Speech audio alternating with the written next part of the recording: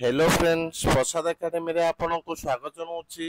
देखंतु age limit को लेकिन आपण मान पई वीडियो रे गोटे इंपोर्टेंट अपडेट रही। तो अपकमिंग आपनकर जो एएस रो वैकेंसी आसीबो, सीजीएल रो वैकेंसी आसीबो, ता सहित आपनकर ओ ट्रिपल एस रो कंबाइंड रिक्रुटमेंट आसीबो।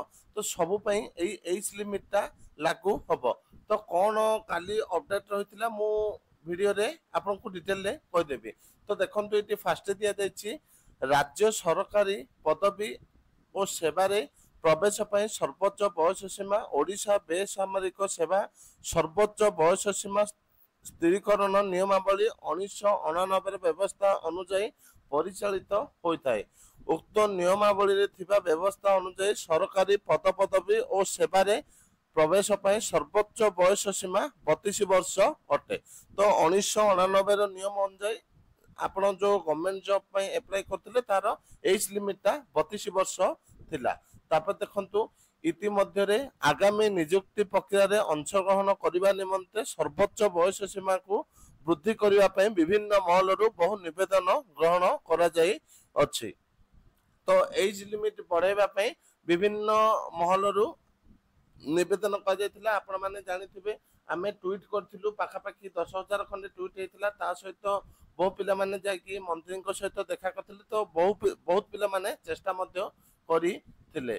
ता सहित देखंतु एनु उपरोक्त विषय को दृष्टि रखी राज्य सरकार किछि सेवा और पदवी जोठारे सर्वोच्च बयस सीमा अधिक उल्लेख होइछि किंबा यूनिफॉर्म सेवा तथा पुलिस जंगल अबकारी अग्निशम सेवा इत्यादि एवं किंबा जो सेवा और पदवी रे शारीरिक दक्षता परीक्षा रही है ता व्यतीत अन्य समस्त विभिन्न मूल पदवी और सेवारे प्रवेश पर सर्वोच्च बयस सीमा 32 वर्ष रु 42 वर्ष पर्यंत वृद्धि करने को निष्पत्ति नहीं।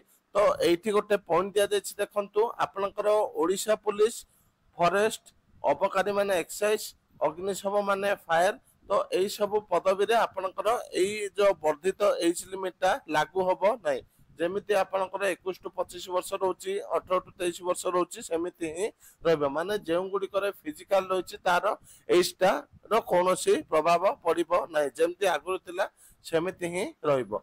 किंतु आपनकर आगु को जो एएस आसीबो, सीजीएल आसीबो, ओ ट्रिपल एस रो कंबाइंड रिक्रुटमेंट आसीबो। तो से सब गुडी करे आपनकर एजटा 42 वर्ष काउंट करा जिवो। तो एई जो 42 वर्षटा आपनकर जनरल पिला मानो पई महिला मानो पई आउ 5 वर्ष रिलैक्सेशन रहबो। माने 47 वर्ष जाय से आवेदन करि पारिबे। तो एति की इंपोर्टेंट अपडेट थिला। Thank you.